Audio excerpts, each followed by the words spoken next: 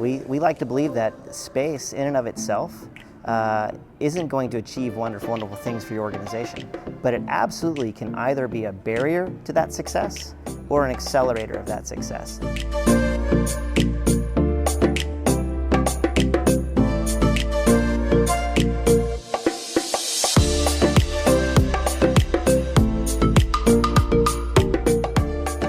My name is Chris Good. I'm the creative director at One Workplace. We are one of the world's largest commercial furnishings and interior design companies. What we do is create workspace that inspires people to achieve more within their organizations, to create workspace, learning space, and healing spaces for all of our customers. And I'm Jeff Crocker. I'm the Executive Director of Organizational Effectiveness at One Workplace. And I am responsible for ultimately running the people laboratory that is One Workplace, that we can test out these theories before we market them to our clients. Sometimes with good results, sometimes with areas to learn. Mixed results. Mixed results. So we're here at HR Transform to talk about a number of things. The biggest thing is HR transformation. And you guys are approaching the interior design space and construction space in a very untraditional way, a very traditional business. How did that come about? I mean, you've been in business for how many years now? Approaching 100. A long time. The organization itself has gone through many iterations. And I think what I would attribute the most recent iteration is we came to the realization that ultimately all we are is a group of people. And if we stopped treating our colleagues as employees and begun treating them as individuals, it was remarkable what talents we unleashed. We allowed them to be the best versions of themselves, not a pre-described role. I like to say, if you have to go through any version of metamorphosis on the way to work in the morning, please come tell us, because you're not working at the right company.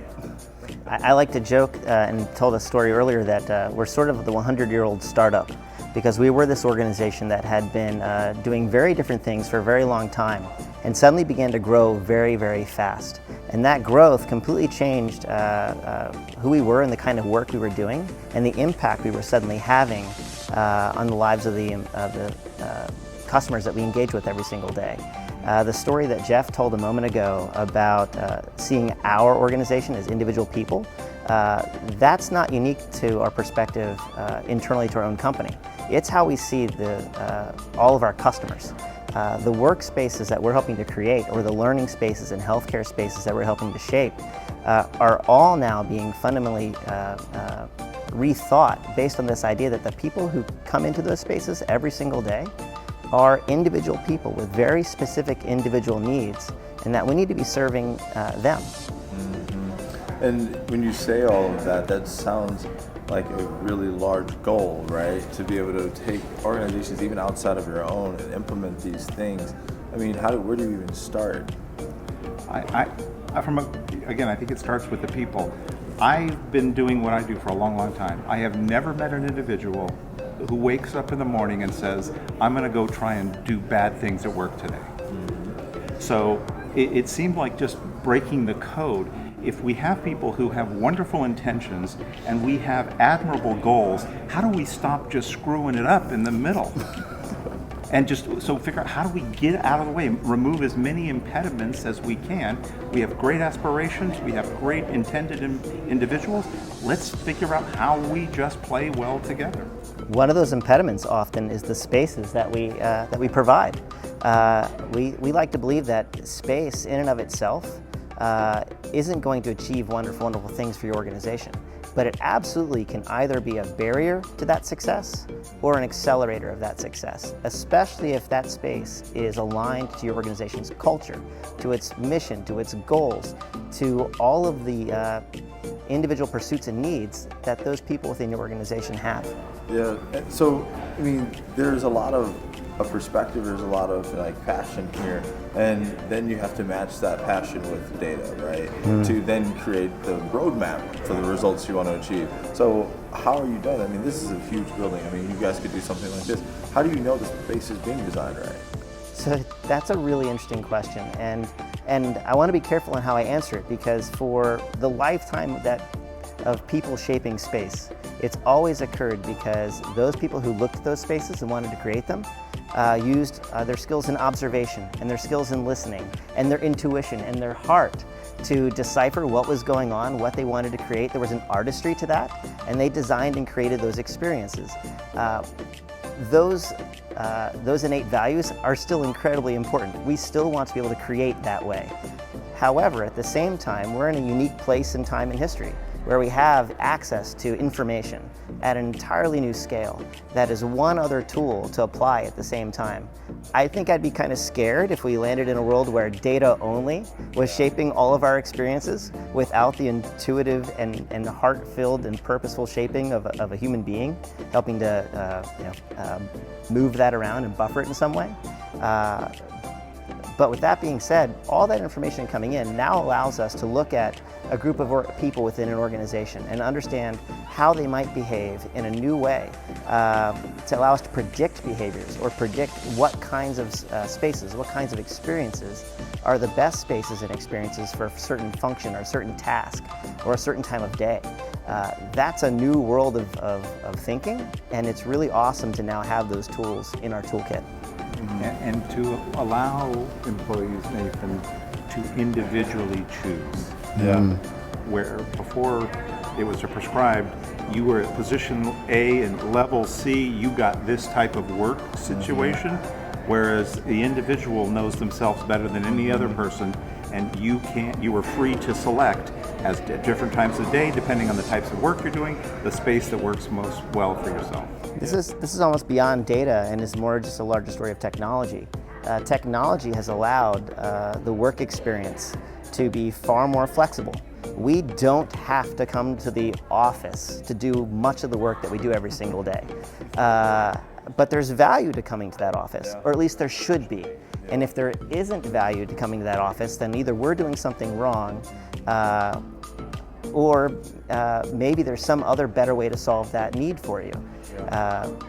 And so we've got to kind of figure that out. Yeah, absolutely. And it's never going to be figured out because it constantly evolves, but you can at least be with the times, right? So when you talk about with the times, I mean, you've been in this business for a long time, especially with you, Jeff.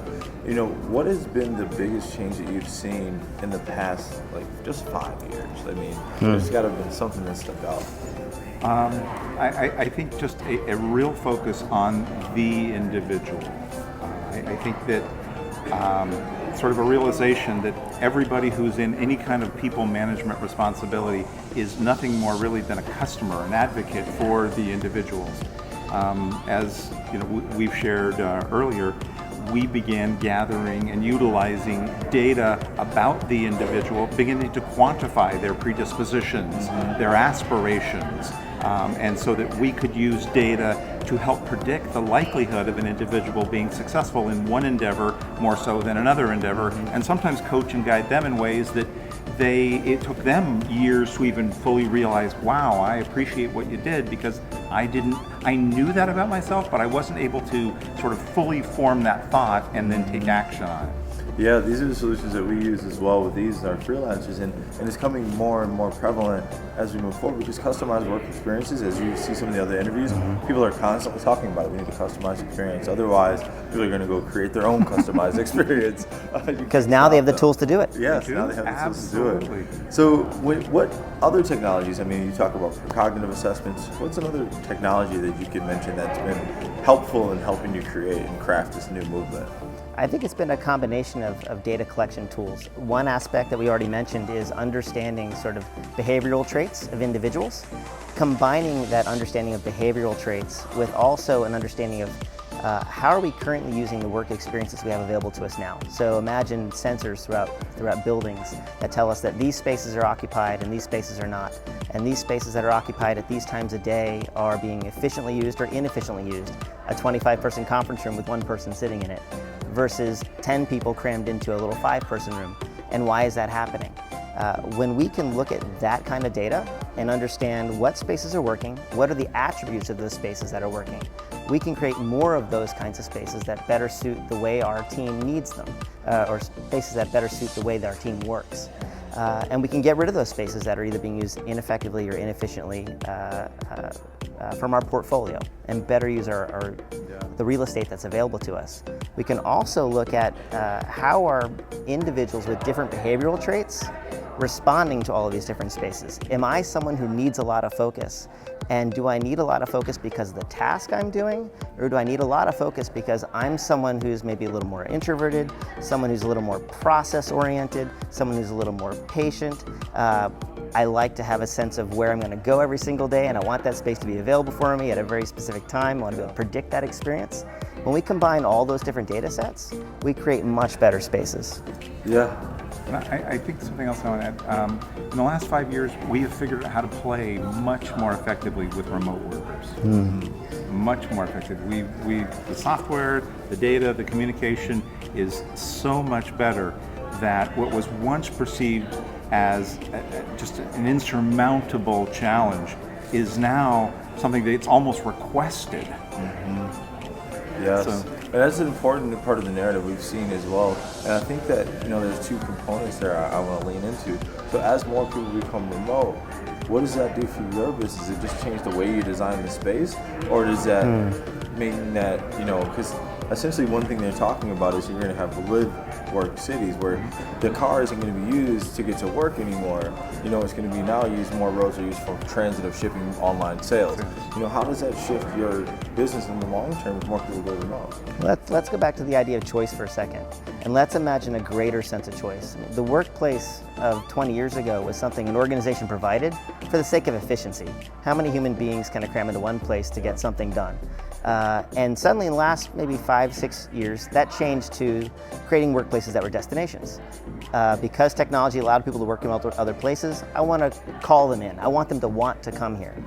So now imagine 5 years from now, a world where it's really about individual choice.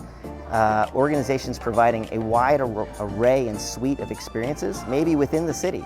Maybe there's 10 locations in your city that I could go to at any given time that are individually suited for different kinds of tasks or different kinds of needs. When I want to be co-located with my team, I go here. When I want focus at work, I go here. When I want to collaborate with people outside of my team, I go to this other place. And having that choice and that autonomy for myself at all given times. And sometimes that choice is working from home. Maybe that's my best place to focus, but that's my decision. That's kind of a micro, so as much as you're creating those customized experiences, it's like microdized real estate investments, those micro experiences to break up those groupings. Like you talk about when you walk into a room, an organization's the same, there's bodies of people and people want to go where they best fit in. So I love that narrative. So how, in closing, can more organizations engage with One Workplace to get involved in this conversation to see if your style is a fit for them? Well, they can reach out to us. Our website's www.oneworkplace.com, and they can connect with us directly there. And where that would begin would really be a conversation about what are they trying to achieve? What are the goals and business missions of their organization? What are the challenges that they are facing? And us spending some time investigating how we can help them solve for those challenges. And sometimes the solution might be space-related, sometimes it might not. And I think that's what's wonderful about our organization is the way that we think and the way that we connect with our customers. A lot of times the challenge we begin exploring initially often isn't really the underlying challenge, and we can help them kind of figure that out. Yeah, that applies in so many realms there. Like the person's goal isn't always exactly what their problem is. So I love that, and I love the conversation. We're going to have more just like this one as we go throughout this week at HR Transform. So stay tuned, and I thank you guys for tuning in. Nathan, thank you so much, sir.